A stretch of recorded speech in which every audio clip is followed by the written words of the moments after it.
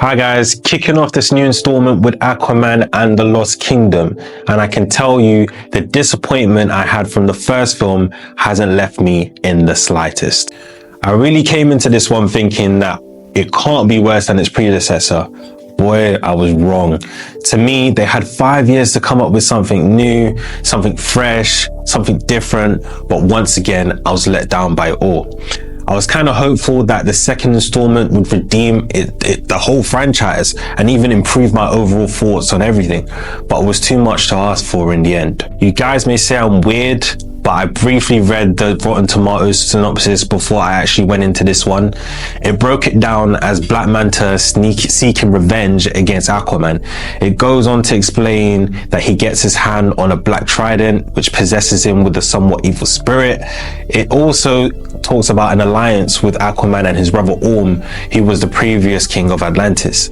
As I was curious to how it was going to play out, I thought, let me give this one a watch. Once again, James Wan is the director for this one, and the rumors are true. It does look like it will be the end of the DC extended universe. I don't want to get into it as this is just an Aquaman review, but the less said about the DCEU, the better. The first Aquaman film was promising for about the first 30 minutes of the film, and then I gradually lost interest towards the end. For Aquaman and the Lost Kingdom, I wasn't interested from the get-go. I can now see that both films are nothing but mediocre. The cast members for this one include Patrick Wilson as Orm, Amber Heard as Mera, Nicole Kidman as Atlanta, Randall Park as Dr. Shin, and Yahya Abdul-Mateen II as Black Manta. Due to scheduling issues, William Dafoe did not return as Vulcan, and I don't think he'll be too concerned about reprieving his role from the first film. Like I mentioned previously, the main plot focuses on Black Manta's journey as he comes across a cursed trident. The trident possesses him to want global domination by making the earth warmer. To be fair, that was the only positive I'll take from the film.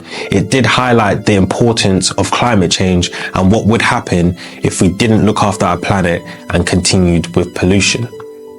All in all, the film's plot was predictable, and I couldn't wait for this one to finish. Whilst watching, like the first film, you don't really realize how terrible everything you watch until the end credits come on and the lights are on for us to leave. It deceives you in a way by thinking everything's fine. There are a few action scenes that do pick up potential interest, but that's all it is, untapped potential. Putting action aside, Aquaman and the Lost Kingdom explores the theme of brotherhood. Despite their differences, both Aquaman and Orm had to come together to defeat a common enemy. For me, I didn't like how it was too easy for them to rekindle any sort of brotherly relationship based on the events from the first film.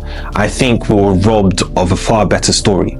My final take on Aquaman and the Lost Kingdom is that a lot is left to be desired here.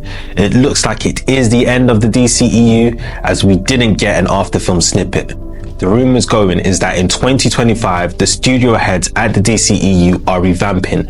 I think that just leaves us all reflecting on the highs and lows of the DCEU.